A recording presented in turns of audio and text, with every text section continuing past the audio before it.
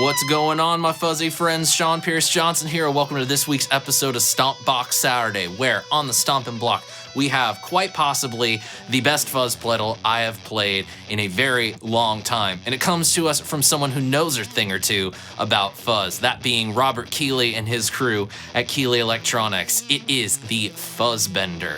If I could classify this pedal, I'd call it the modern classic. Yes, I'm giving it the championship belt of modern classic fuzz pedal. This pedal, in the time that I have had it, which is not very long, I've only had it maybe a few days, but I already feel like I've created a bond with this pedal. It's got all these great qualities of different types of fuzz pedals, but it's the extreme effects that you can get by manipulating a few of the key controls to this pedal that I feel really set it apart from all the other fuzz pedals that have come out in, say, maybe the last 5 years. It's not trying to be anything other than itself, and I applaud it thusly. So enough yakking, let's go ahead, throw the pedal up on the screen and talk about the controls and how you're gonna shape your fuzz tone. Now what's really cool right off the bat is there's 5 knobs on this pedal, but they're very, very simple. And I feel like the size of the knob dictates kind of how you need to think of it. First and foremost, the 2 largest knobs on the left and right hand side, level and fuzz. Pretty classic way of controlling a fuzz pedal. We see it on fuzz faces, and in the addition of a tone circuit, we see it on Big Muff, Tone Machine, et al. It's kind of the stock controls. But it's the 3 knobs in the center. This is really the secret sauce of this pedal. We have bass, treble for an EQ control, and these are active, so we can cut and boost bass and treble frequencies, and they get really, really extreme, like plus minus 20 dB of those frequencies. But it's this bias control. This is where things start to get really cool, in that when we turn it counterclockwise, we get a little bit more of an open sound. We start feeling a little bit more fuller, but then we start adjusting that bias, starving the voltage going into the transistors that make up the gain structure of the fuzz bender, and we start getting those classic spitty fuzz tones. You can really cop anything from, say, like White Stripes Garage Rock to Stones Can't Get No Satisfaction, indie rock darlings of yesteryear and today, to classic Hendrixy kind of fuzz tones. Let's go for it. Trusty Les Paul going into the fuzz bender and into the orange Rocker Verb 100. The only thing between the fuzz bender and the amp is I do have the Keeley DDR on the floor for a little bit of tape analog echo. So let's jump right in. Let's get fuzzy, people.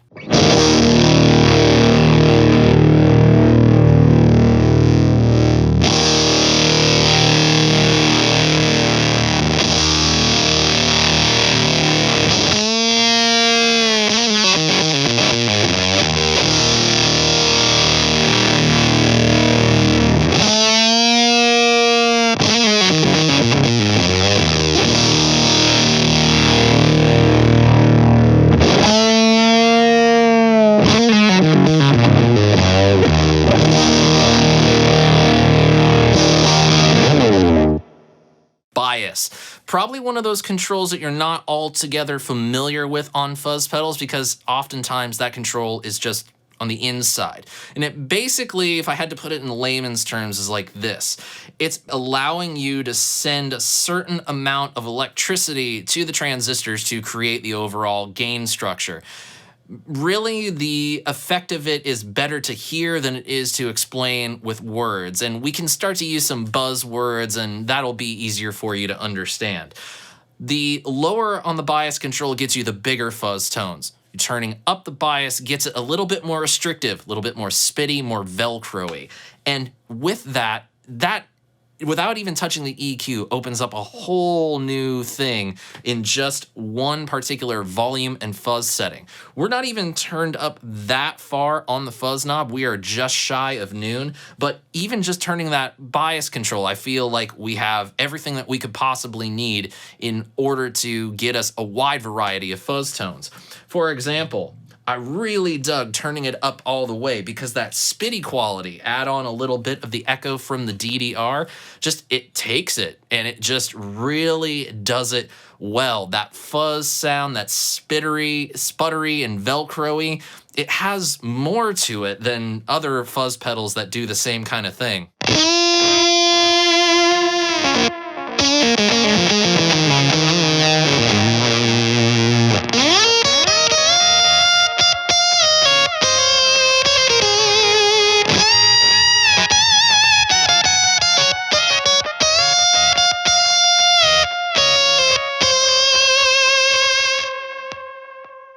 And I just love that sputtery decay as things you can't quite hold on to that signal and it's just barely trying to get through and it just stops. And then just dialing it back maybe to like 2 o'clock.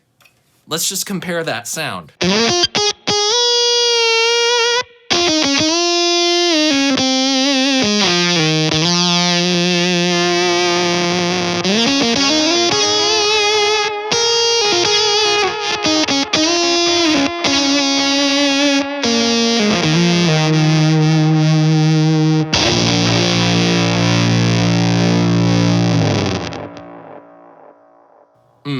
Yeah, that sounds real good.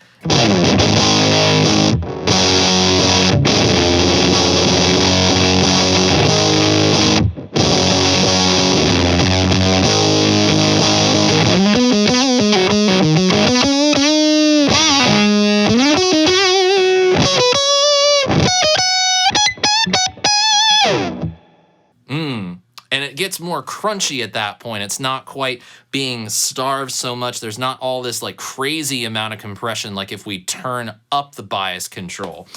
Overall, just one knob getting us these crazy amounts of sounds that just serve all kinds of purposes.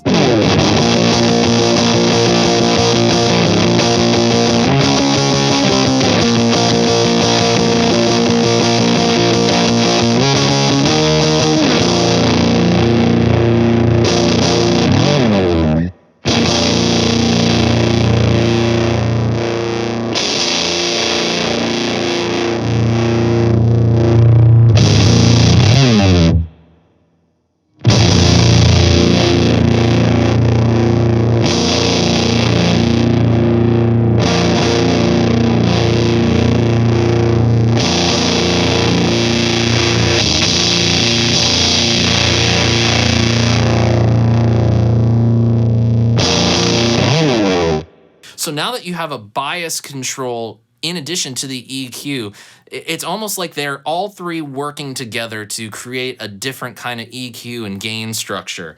So if I turn it even more, just a little bit, boost the highs, maybe scoop back some of the bass.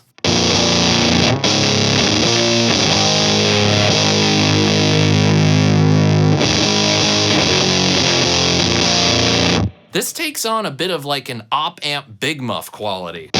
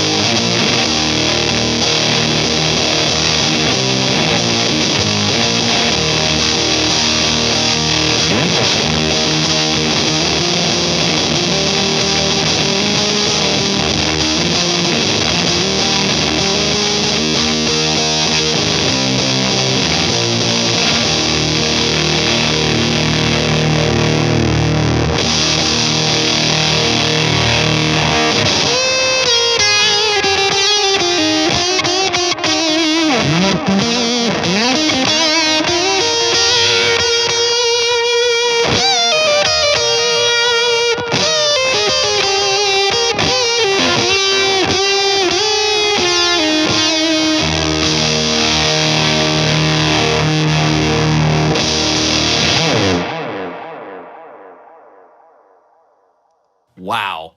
Oh, I'm having fun with this one. I am having a lot of fun with this one.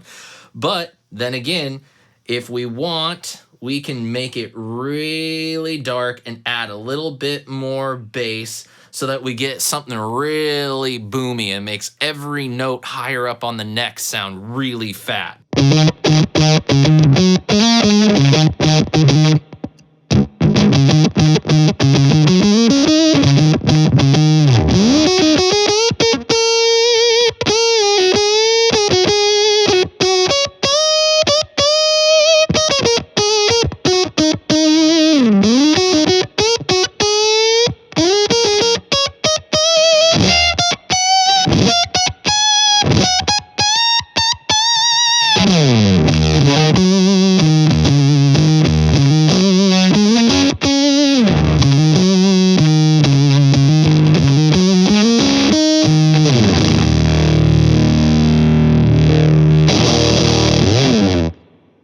With all this extreme EQ, that bias control, and then the fact that you have so much gain inside this fuzz from nice and crunchy to super saturated, this quite possibly is one of the more versatile fuzz pedals that you'll find out there today. And I am loving every minute of this particular video. In all honesty, I'm having so much fun with this pedal.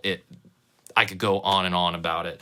But the best way to keep going on and on about it is to show you some of my favorite ways to use it. So with a few different guitars, I'm going to turn the knobs and show you how I like to use this thing in the wild. This particular setting is all about big, full fuzz that works great for leads. I'm going to manipulate my guitar knobs a little bit, volume and tone, to see what kind of variations I can also get out of this outside of the settings. I'm going to add on a little bit of that echo from the DDR at certain points when I feel like the moment calls for it.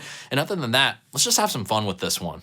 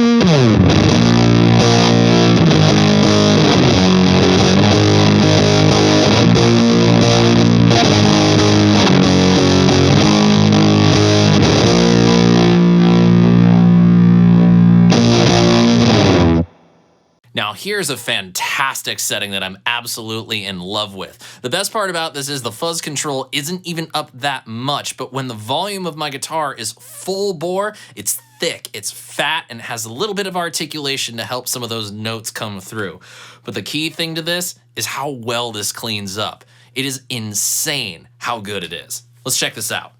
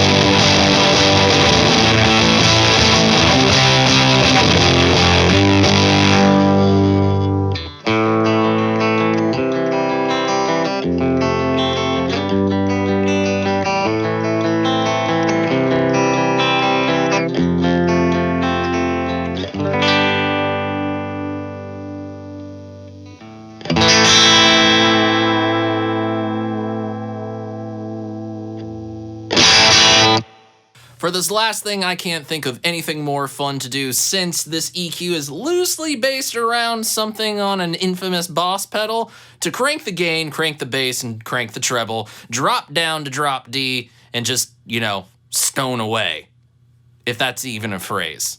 Yeah. Is anything more fitting than a fuzz pedal into an orange and with a guitar and drop D? Because I don't think so.